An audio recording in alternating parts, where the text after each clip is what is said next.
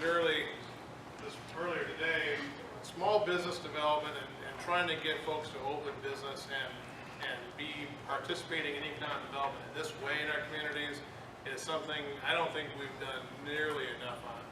We've got some neat stuff happening around here, and that's wonderful, and we got to make that be successful because I think that this is there's a lot of opportunity to be realized here, and a lot of the economic impact in communities happens and can happen through this element here. So Joy's going to talk with us about small business development, the importance of it, things that are happening, and entrepreneurship, obviously. Joy. Thank you. Thank you, Mark. Good morning. Or no, actually it's afternoon, isn't it? Good afternoon. Good afternoon. I know I'm like, this is the first thing after lunch, right? So let's try it again. Good afternoon. Okay, one more time. Good afternoon. Okay. Well, I want to tell you guys I'm really pleased to be with you all. I've had the opportunity to be on the tour with Mallory and Mark and Rod all throughout the Delta region. And as I mentioned earlier, I've really enjoyed each and every opportunity. One of the things I was mentioning to Mallory while we were eating is every situation's been different. So while you have some things in common with each other across the Delta region, you also have some unique opportunities and unique challenges and so forth. And it's been great to be part of the conversation with you all. I'm hoping over the next hour we'll have a conversation together, and what I mean by that is feel free to share, to jump in. We can have this be more of a dialogue. I'm about to kind of cover some thoughts with you with respect to a topic that is near and dear to my heart, and that is helping entrepreneurs. Because I believe that this country was actually founded on the backs of entrepreneurs. It was founded on the backs of people who left their homes, risked their lives, risked their fortunes, crossed an ocean, and started anew. Does that sound familiar? When you think about what an entrepreneur is, and you think about how risk-taking an entrepreneur is. By the way, I'm a little bit of a soft talker. Can you guys hear me okay? Yeah. Okay. If for by any chance I start going up, just go like this, and I'll know that. Yeah, there you go. Okay. So that's why I think this topic is really important. I think we've always been about growing organically within this country, about people taking the risk, setting up their own shop, putting their own shingle out, saying we're open for business. That's nothing new. It's nothing new. However, sometimes within our communities, sometimes we don't understand the value of that type of organic job growth. And so that's the conversation I'm hoping to have with you. And not just understand the value, but how can we maximize the opportunities to grow from within. And why is that important when we think about the various ways you can grow your economy? So, Mark gave you sort of an overall context. Ron started talking to you about how do you work collaboratively to think strategically. Now, the next few sessions for today and tomorrow, we're going to be getting into very specific aspects of how you grow and develop from an economic perspective, right? And this one, I'm glad that we're going first with it, because I think this is one of the most important strategies that we can think about in our communities. So one of the things we have to think about is that every community, no matter the size and no matter the situation, has the opportunity to ignite sustainable and organic economic growth from within. Do you agree with that? Does that make sense? Every community, no matter where you are, no matter how small you are, no matter how large you are, no matter how remote you may be, no matter whether or not you have or have not an 800-pound gorilla, right? Every community has this opportunity. And again, this has been since the beginning of time. I can't actually have a conversation about entrepreneurship without at least having one quote by Thomas Edison. I just have trouble doing it. And I love this one in particular. He says, "I am not valid. I just found 10,000 ways that won't work." Right? And to me, that's the heart of entrepreneurs. They will fail, but that doesn't mean they don't get up and try again. And so what distinguishes an entrepreneur from a non-entrepreneur is somebody who's willing to keep trying despite the failures. Despite the failures. Every entrepreneur I've ever met can tell you a failure story. Every single one can tell you a story where something hasn't worked. We're talking about entrepreneurs, and we're talking about small businesses. And small businesses are typically run by somebody who's an entrepreneur in many cases, but that's not always the case. And we'll talk about why that's the case in a minute. Let's talk about this for a second. So SBA says that small business is a business with 500 employees. What do you think about that? You think that's small? No. Actually, if you're talking about manufacturers, it's over 1,000. SBA definition for small business is somewhere around 1,400, depending on the industry sector. When we're talking about, for the purposes of our conversation today, we're going to go a little bit smaller than that, okay? Many analysts will use 20 or less. We'll also kind of talk about this whole concept of micro-enterprise, which is fewer than 5. And we're going to talk about this growth of what you may refer to or have heard referred to as solopreneurs. And that's an entrepreneur who has no desire necessarily to have employees. They might subcontract out some of the work that they are responsible for, but they're not trying to grow a firm. So all that is in the context of this discussion about entrepreneur and small business development. If you use SBA's definition, small businesses make up the majority of all employer firms. And you can kind of see the statistics here. And since the end of the Great Recession, they account for 60% of the net new job growth. So again, we're going to kind of peel back the onion layer a little bit when we talk about this. You can see, this is here, this is less than 20 employees, and you can see the range here. See how when you look at the jobs that are being created, you know, and now we're getting, you know, you can kind of look at below the 500 mark.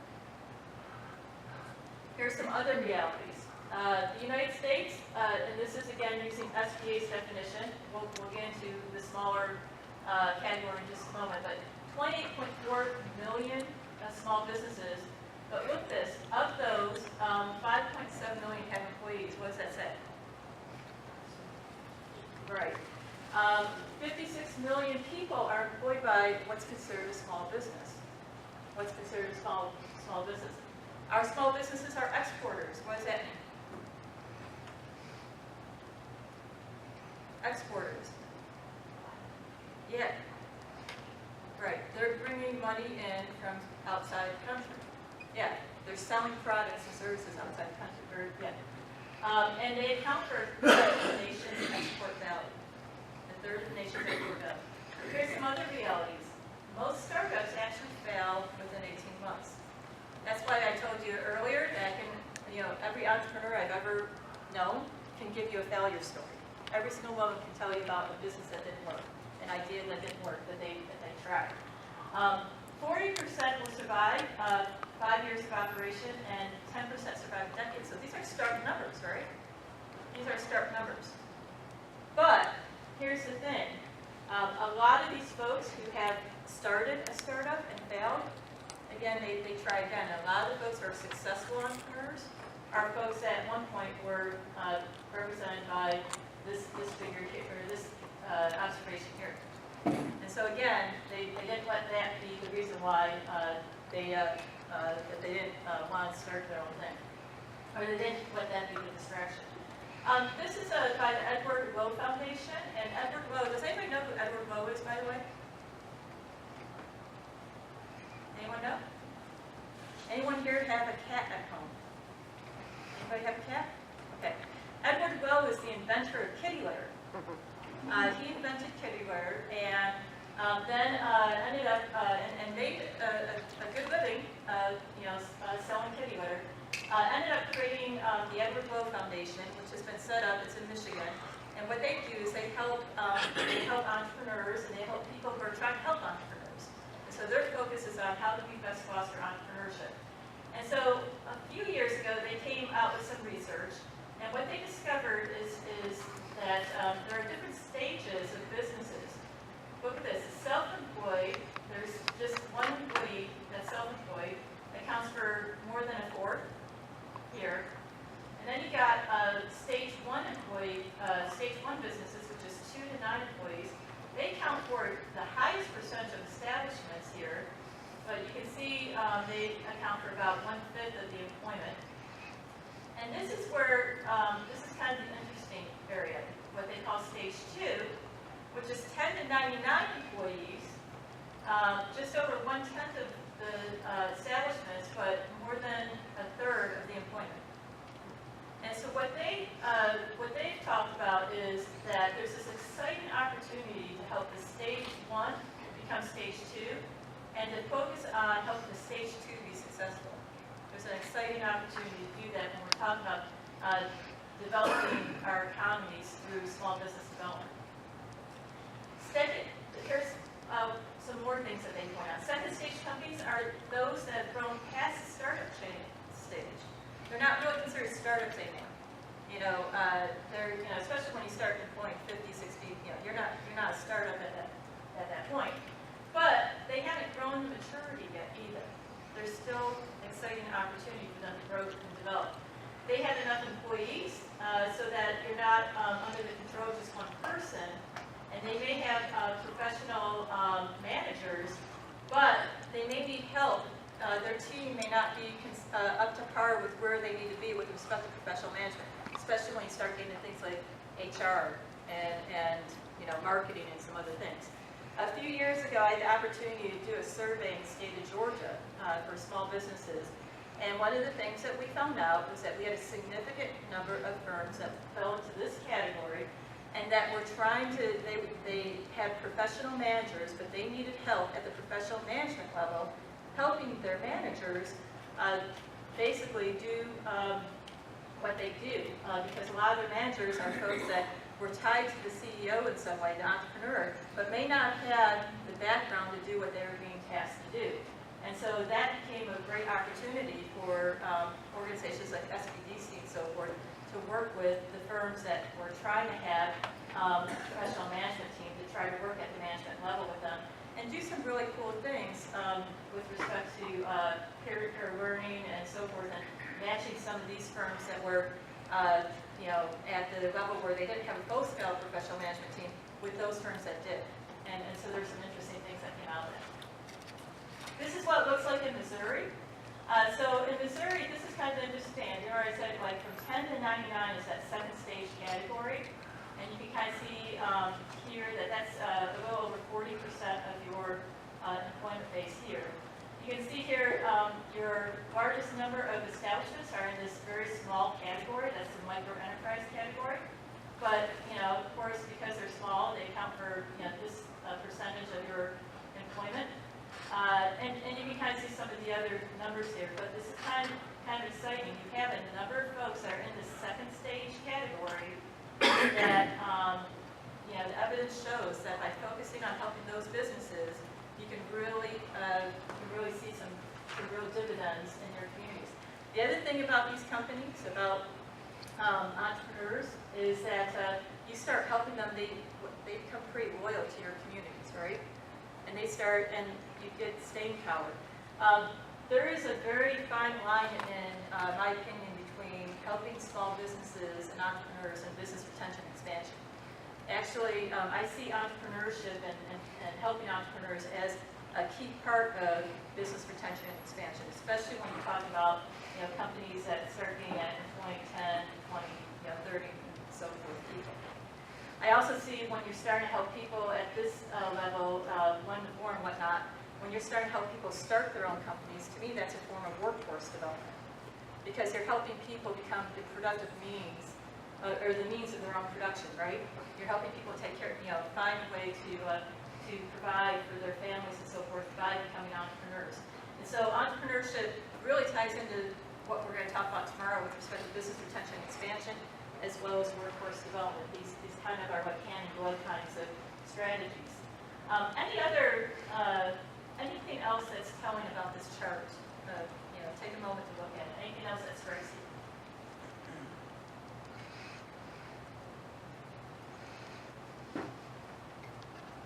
That's a big part of the reason why they invented something.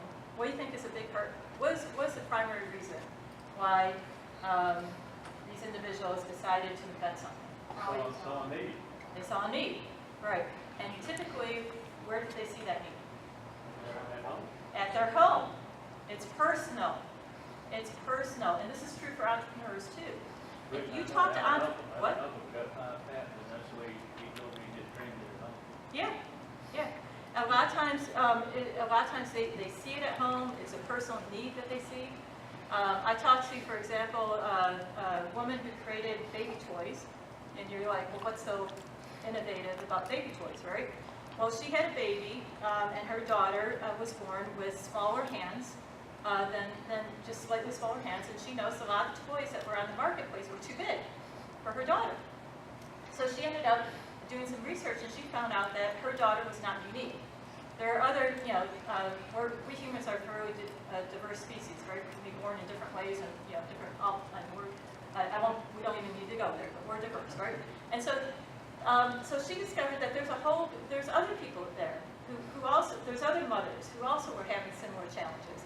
So she started inventing these baby toys that could fit smaller hands, and she worked with her local SBDC, and they helped her get an online presence. And she's been selling those baby toys way beyond the local market because of that. And that was because it came out of a personal need, a personal story with her daughter. And so more often than not, the entrepreneurs and the inventors I meet, more often than not, it ties back to a personal story.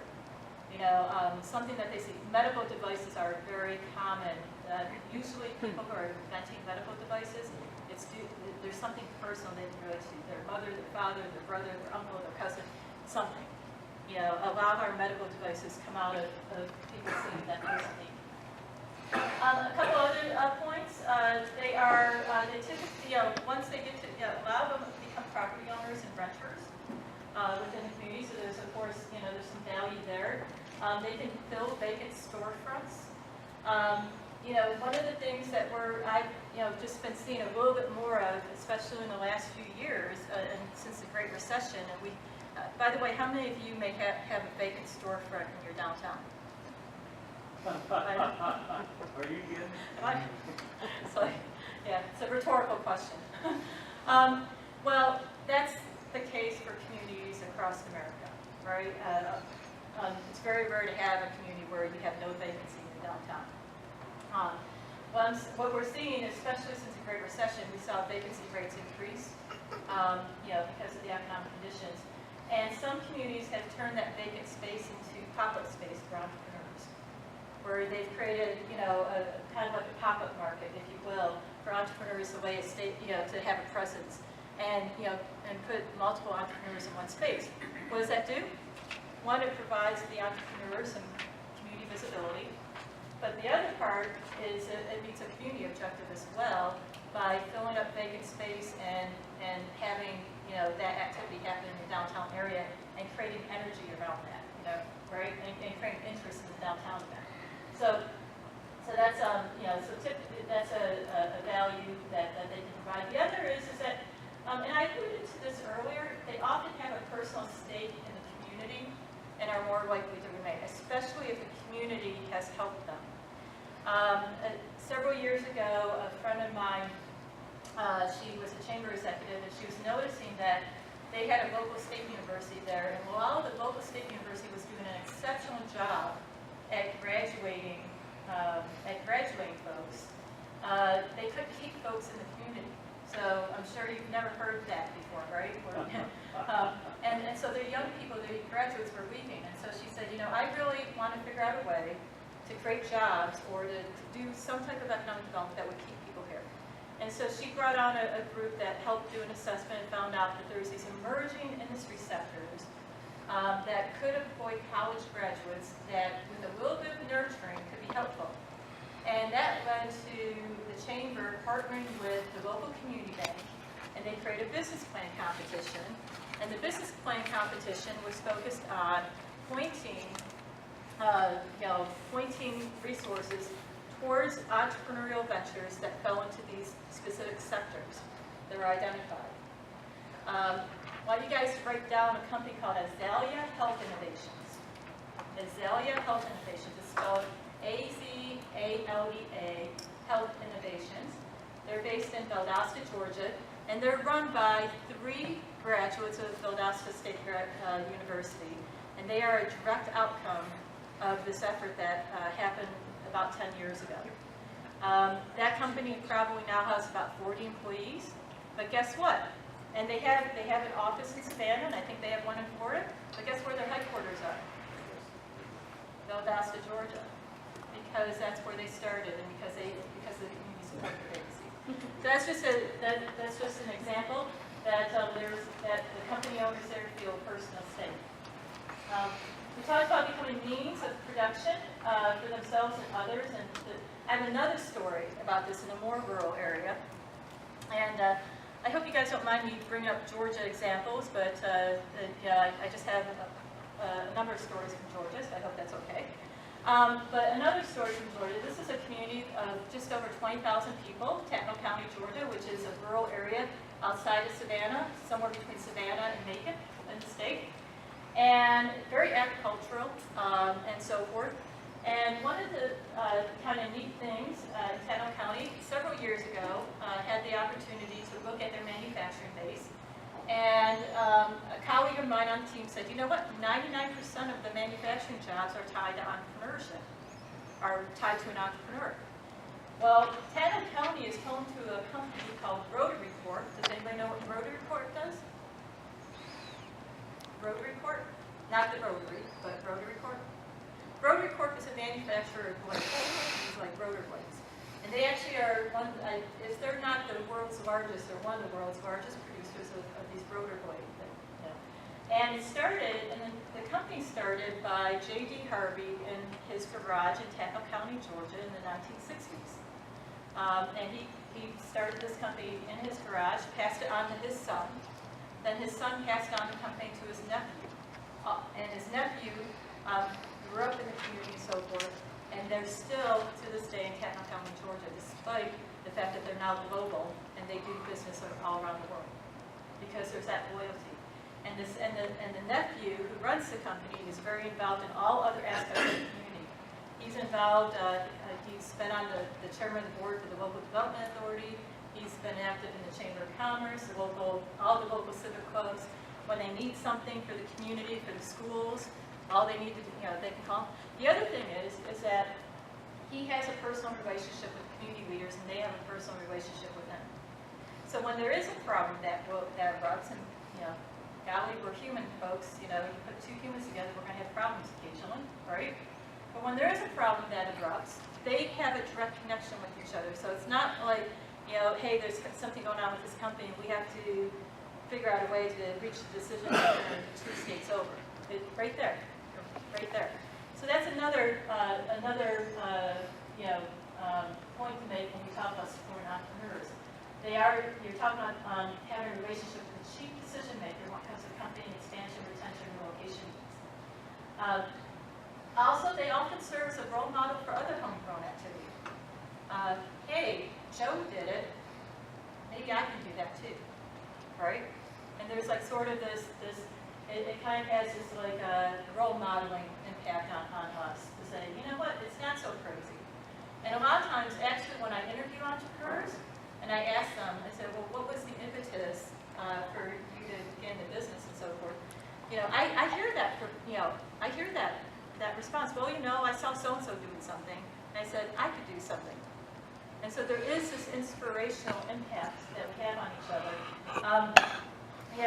Actually, I'm a student of leadership development. I actually love reading from folks who write about leadership development. I love learning from folks who write about leadership development. I actually see entrepreneurs as quintessential leaders because because of what they do, the risk-taking that they do, and the leadership they show in building enterprise. But one of the things, one of my favorite authors says that it is absolutely virtually impossible for us humans to exist without having an impact on each other. You can't go through a day without influencing somebody. And so this, he says, we by virtue of just our existence have an influence on each other. We have the choice. It can be a positive influence, or it can be, right? But we do. If you're breathing, you're having an influence on somebody around you, whether it's in your home or somebody in the marketplace or somebody down the street, in the workplace, whatever the case may be, and you're, therefore, by definition, you're a leader because you're having an influence on somebody. Well, entrepreneurs are quintessential leaders, and they can serve as exceptional role models for others. So, how are we doing? I know this is not going. You doing all right? All right. So I'm going to just walk you through real quickly. This is like small business development stages. What's missing from this graphic? What stage is missing? You got take a look at for a second. Where's the money? Okay. Financing, yeah, financing, yeah, typically financing would be somewhere around here, right? Yeah, financing's missing. What else? That's a good one too. What? About decline Or what I would call maybe exit. Yeah. So, you know, from a small business development standpoint or from an entrepreneur standpoint, is exit a good thing or a bad thing? Could be a good thing. It could be a good thing. Depends on if it's your choice or not. Right, it depends on the situation. It depends on whether or not you've built it to a stage and somebody else has basically, you know, bought it from you, and that's a win. That could be a win. Yeah, but so that's missing too from this as well. Small businesses in 2015, extremely optimistic. Does that surprise you? Those of you who work with small businesses, does that surprise you? Yeah, it doesn't surprise me either. Small business owner, by virtue, you have to be optimistic. You have to be optimistic because there's so many barriers in front of you. You have to feel like I can overcome that. All the risks. We can deal with those risks. Absolutely.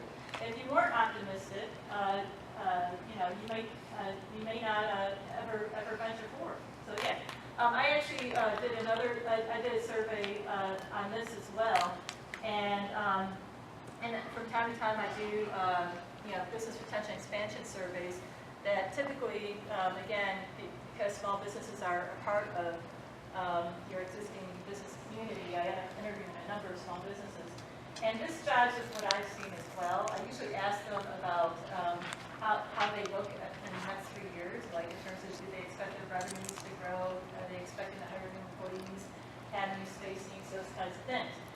What I usually like to compare this to is how they did in the previous couple of years. And so what's really telling for me is if a company has, you know, appears to be stable or growing, and then they also appear to be optimistic. And so to me, I kind of, that usually tells me something. Here are some key challenges for entrepreneurs and small businesses. And one of the things, look at this, determine the form of enterprise that they should start. Those of you who work with small businesses, is that a challenge?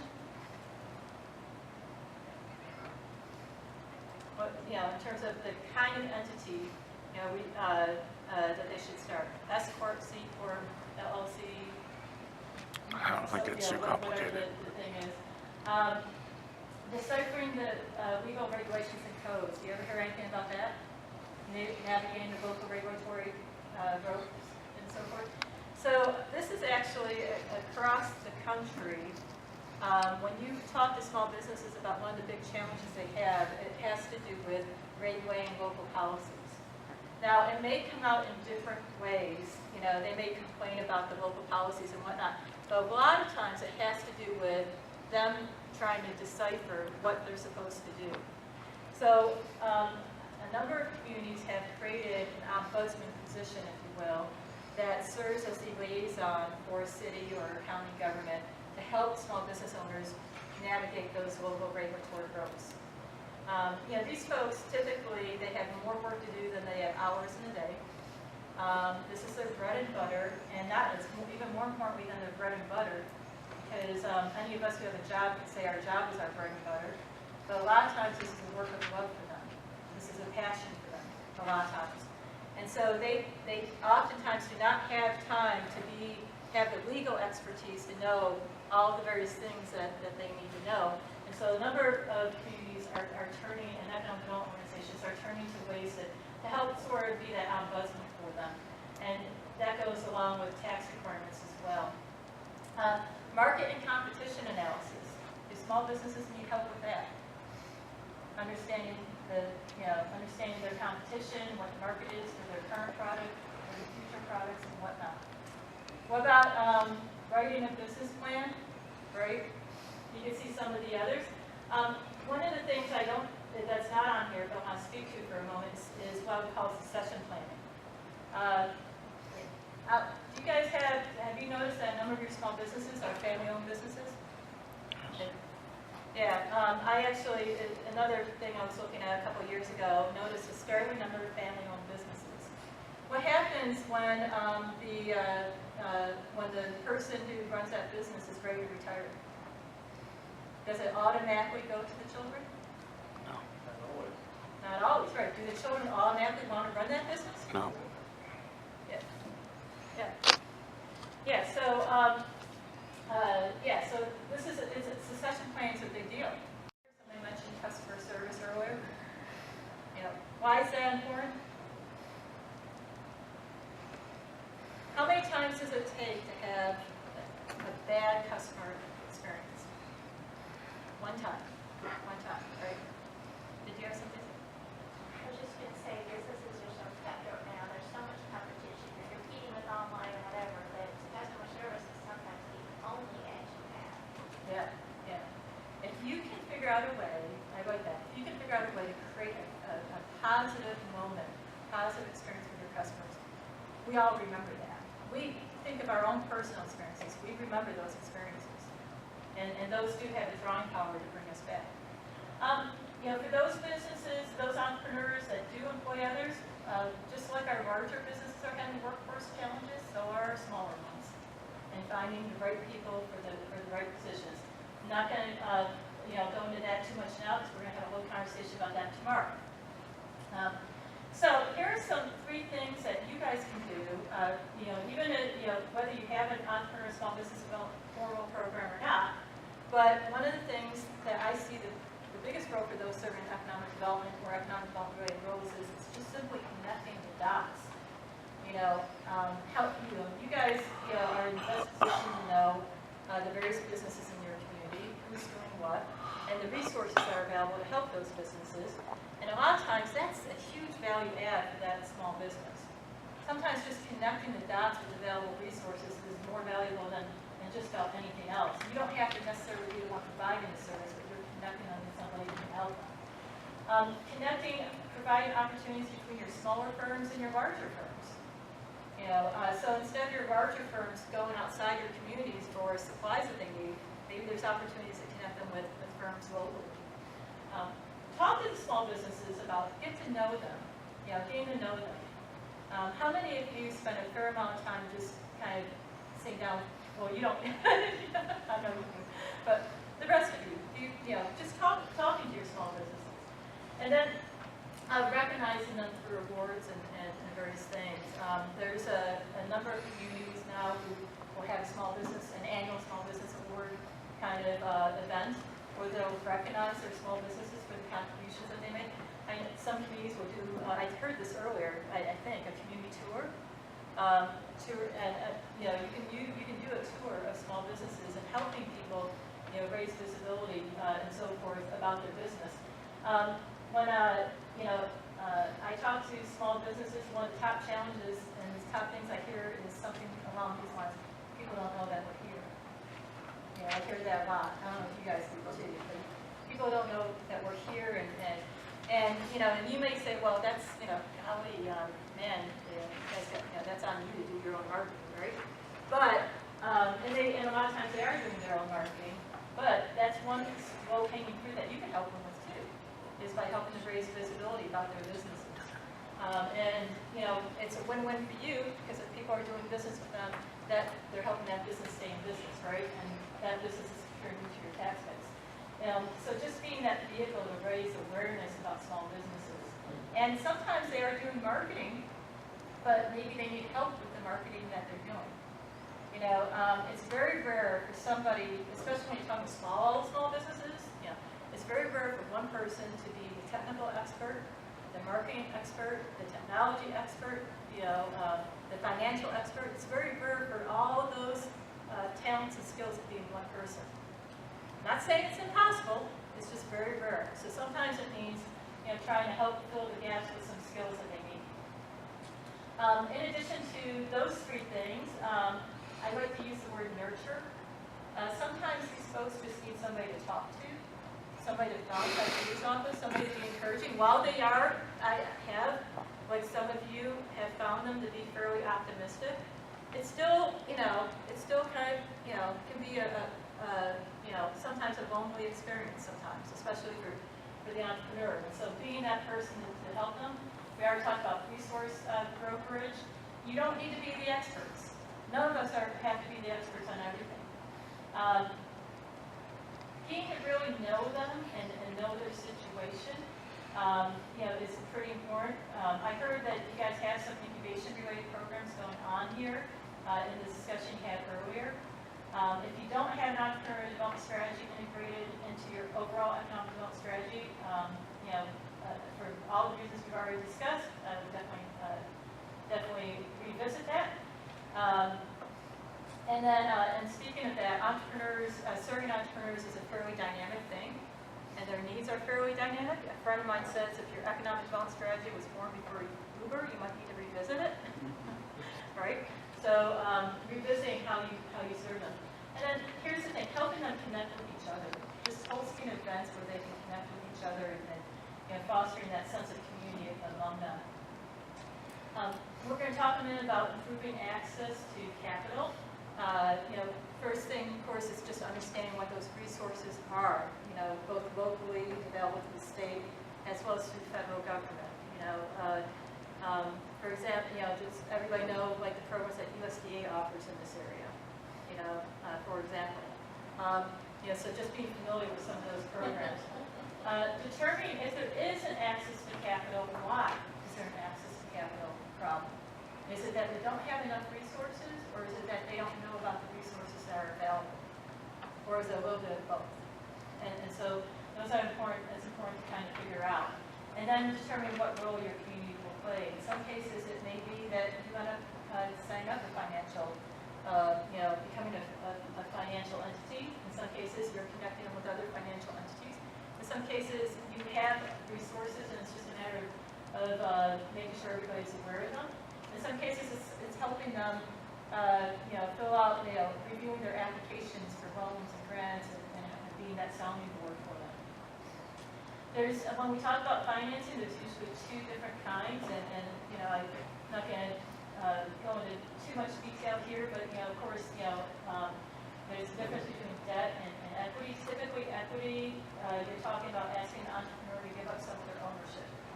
And so you're really not just, you're talking about bringing out investors who end up becoming almost like partial owners with you, right? Sometimes they want a seat on the board and whatnot. Debt is more of looking at a loan program that typically will repay over time. In economic development, we typically look for how can we fill in the gaps from conventional lending. And what are some ways that what are some low interest rate programs that we can make available and so forth. Here are some things that you can do if there is a gap in lending. Encourage local lenders, so maybe there's a way for them to pool their funds and therefore reduce the risk for any individual lender. Maybe there's some way to do that. Do you guys have a CDFI, a Community Development Finance Institution that serves this area, this region? We're working on our application. You're working on it, okay.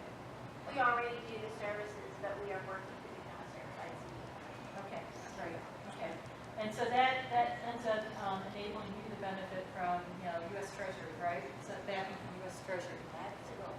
Yeah, that's the goal. So everybody, make sure you're aware of what Janie's program's doing with respect to that, because if that happens, that can become a really great resource for all of your communities. How far are you from getting that done? We actually submitted our application in June, but some of our demographics weren't quite right, so our consultant talked to us about, we actually withdrew, and now we're working on making a stronger application so you're getting turned down. Okay. But the things that she identified that we needed to do are going to be pretty simple to do. And one of them was just to increase our loan numbers, which, we knew, we thought we had enough, but it's where they were, and it's a lot of demographics. So. Yeah, okay. Well, it's probably helpful also to get support, letters of support and things of that nature. Oh, yeah, that stuff is, Okay. we're all good there. You're all good. Okay, great. So I would, keep in track with Jamie on those developments. That would be a great asset for all of you. Do you have any CDCs here? Community Development Corporations. You're the CDC.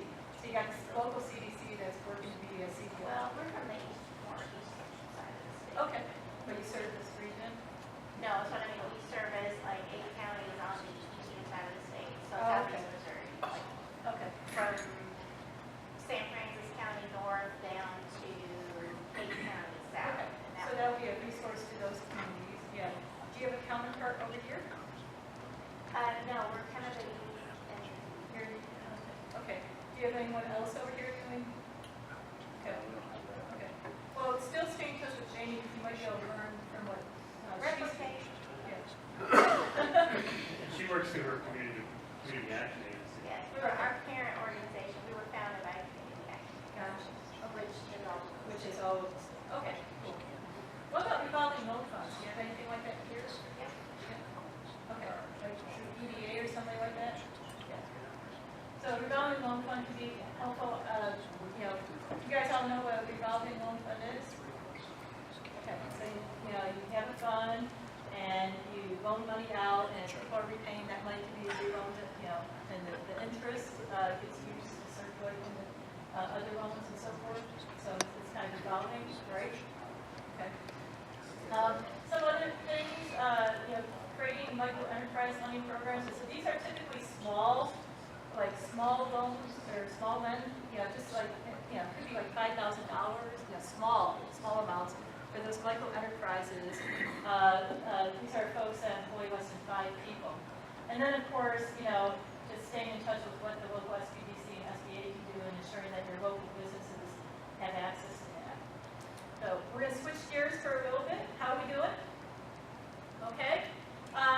Do you guys have any youth entrepreneurship programs going on here? Any? Yes? Efforts to help young people learn about entrepreneurship? We're actually working on that through our program. That's one of the programs. It's a new program? Okay. Very valuable. I have a kind of a personal anecdote. I have 2 sons. My oldest is 19 in college now, and my youngest is 13. And last year, my youngest was in 7th grade, and he was at the same middle school that my oldest was at when he was in 7th grade.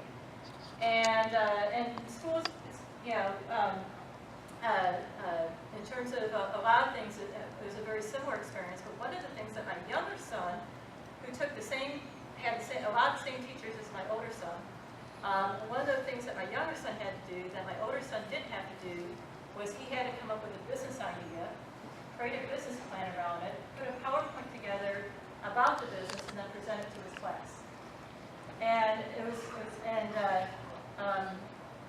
like a really interesting experience. He came home fairly out all the things that he was feeling most challenged about, by the way.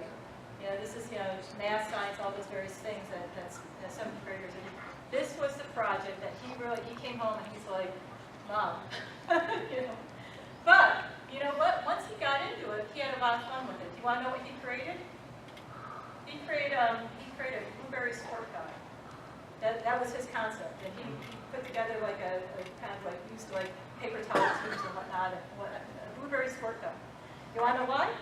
Because when he noticed that when you go to these those paintball places, he said that the paintball stuff it would stain, and he thought his theory was blueberry would come out easier.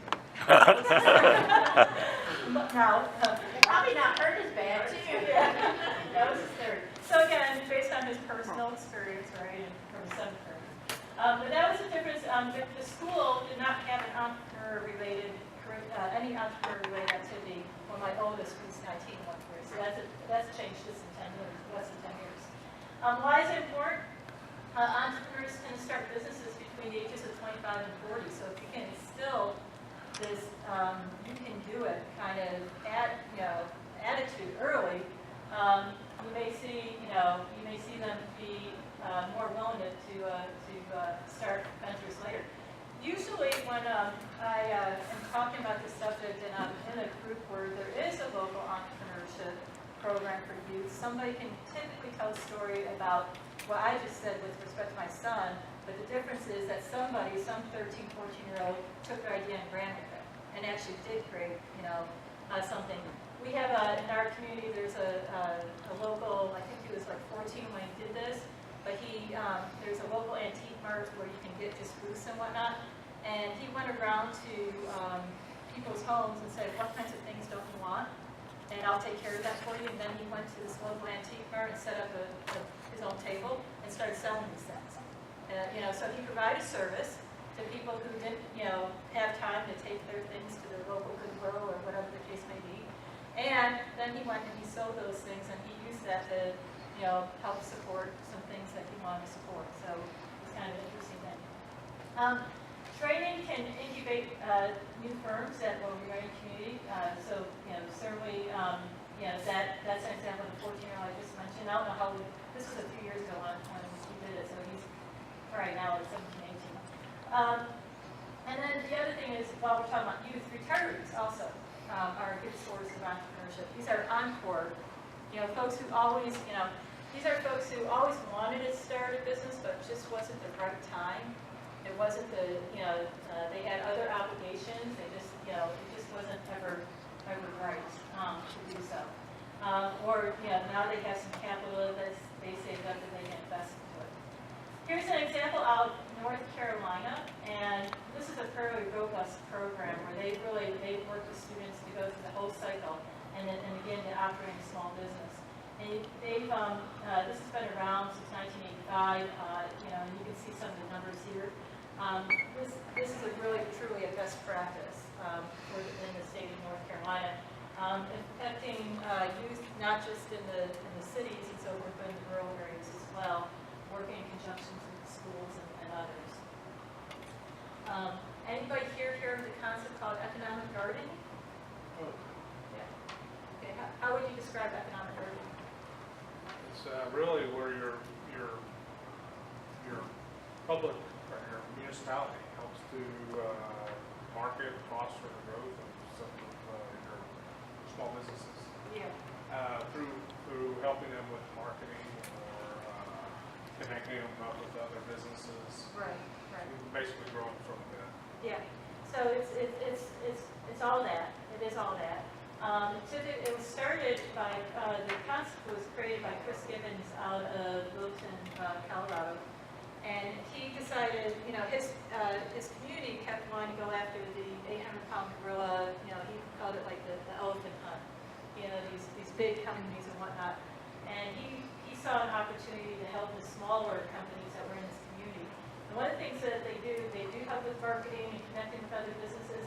And to do that, they do a fair amount of business intelligence research, that help, providing access to data that the small business owner would typically not have access to because they wouldn't be able to, afford it and so forth.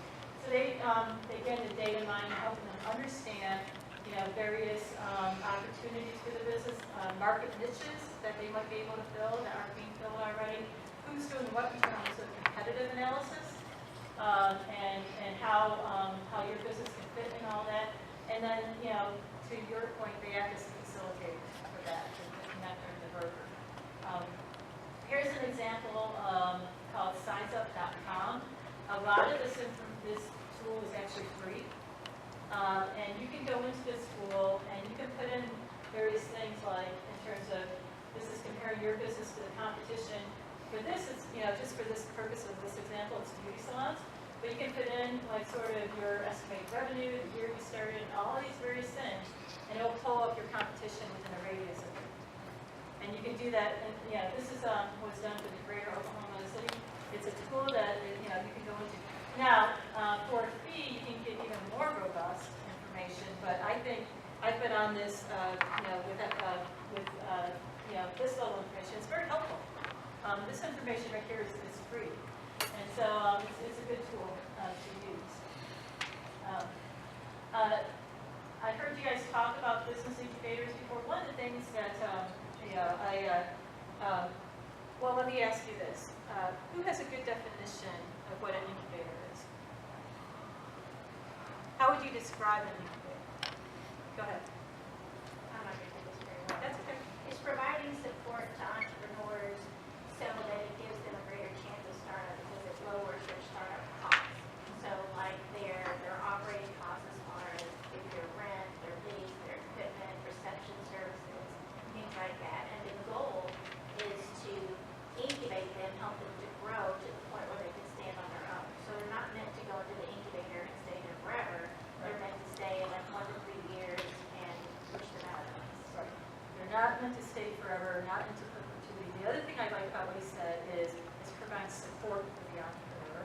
Some of that support is reducing operating costs in terms of revenue. Some of that support is could be providing accounting assistance, financial management assistance, marketing assistance, other things.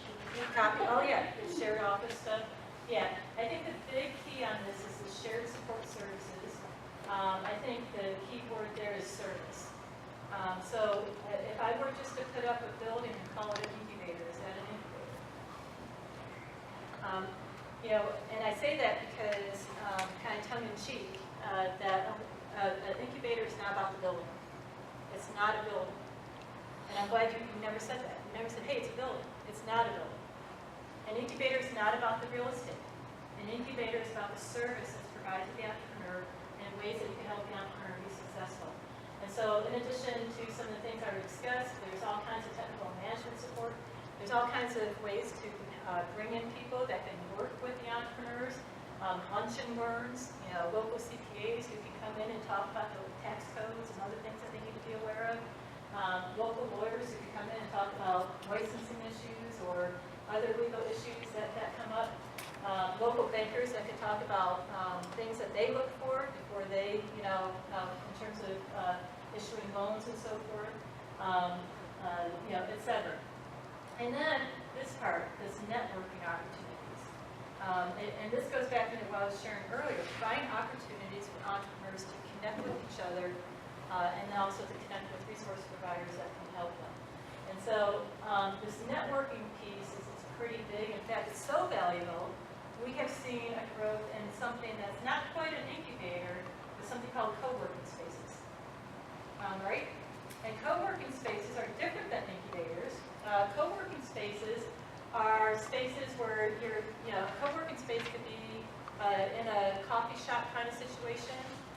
It could be in, you can create a downtown spot for a co-working space, but it's a space where folks can come in and they can have some space to work out. But most importantly, it creates it's an environment where people can have what I would call water cooler conversations, serendipitous conversations, where they bump into each other. Hey, what are you working on? I'm working on something. Oh yeah, I'm working on something. Oh, can you try that? Great, that kind of thing. And so, and that it's creating sort of like natural opportunities to network with each other. That's what co-working is. And this Is that a shared space? Yes? Is that the shared space concept? Yeah, shared space, but again, the best co-working spaces aren't just real estate, right? It's not just saying, okay, we have different spaces and you can rent some. They actually organize, two things. One, there's the ones that do it really well pay a lot of attention to maternal design and creating atmospheres that create opportunities for people to bump into each other in a quite natural way. So open space and with kind of like loungy areas for people to to do work out of and that kind of thing. But they also a lot of times have events and so forth too that also foster that connectivity. A good example of that is we have a space like that in our small business incubator. It's called the Idea Center. And it's open. No kiosk, it's just an open space. People come in and they can just kind of chat back and forth with each other what they want. Yeah. And has it been working well? It's been okay. Yeah. So there's a lot of attention given to creating an atmosphere where people just feel like they can connect with each other, kind of thing. I've seen co-working spaces where they also have they have things like ping pong tables and rec rooms, like a rec room, where people can burn off some energy, burn off some steam, and they're playing ping pong, and that's they're talking about what they're working, that kind of thing. So. Yeah, there's no one size fits all on that particular topic, but there's a number of different things. There's also something called makerspace. You guys know what a makerspace is? Have you heard about that? Yeah. So this kind of gets into that whole do-it-yourself culture that we seem to, kind of thing. It's really interesting. I would put this in the same basket of folks who are really getting into cooking their own gourmet meals and all the creative side of humanity. There's, humans we humans are built to be fairly creative, and what makerspaces do is they bring in the equipment that everybody can share their own things. And they create an environment. It could be in a garage, or it could be in a, I've seen like somebody, there's one that in Georgia that they're doing an old Masonic, what used to be a Masonic lodge. So it's got that sort of open air architecture inside, and they create a makerspace in that. So yeah, makerspaces are, you know, that's another, they may not actually end up becoming entrepreneurs, but that they may, or they may, it may be something they do as part of like a hobby, and maybe they do, you know, end up, you know, turn it into a product, but it could be, you know, a variety of individuals are attracted to that. Do you guys have any maker spaces in this area? Very similar to that, we're creating a fab lab in Fab our, lab, in our advanced manufacturing training center. Yeah. It's gonna have a lot of 3D printers, it's gonna have some equipment, Yeah. CNC, plasma cutter. The idea is just to have a space where industry and inventors, whatever, can come in and for, Prototype. yeah, be able to tinker, as well as be exposing what they're trying to do with our students as well. Yeah. So, That's very valuable too, especially for inventors and folks, you know, who can't afford that equipment. You know, because a lot of times they need to develop a prototype or something like that. Yeah. Absolutely, very cool. Here's some other ways to help. We've talked about some of these. I haven't touched on accelerators. Do you have any accelerators here? Accelerators is like a kind of, you know, some people use that term interchangeably with incubator, but accelerators are typically for companies that are, you know, almost ready for the big financing. Like they're almost ready. They need a tipping point. They just need, and typically, you know, the assistance could be 3 to 6 months versus a couple years. These companies, these are entrepreneurs who've been at it for a little while, and they just need that tipping point type of assistance to help them go over the edge. We talked about business plan. What about pitch events? Are you guys doing some pitch events? Yeah, those would be a lot of fun. I talked to an entrepreneur up in Canada actually, and who credits the local pitch event with turning his business into an overnight success. You know, he didn't even know he could do pitches till he went to. It's like one of those things. Increasing visibility. We talked about some of these already, and you know, do you guys have a buy local campaign here? Yes. Yeah, that's, yeah, just reminding people to support your local merchants. So these are just other ways that you can help nurture your own business.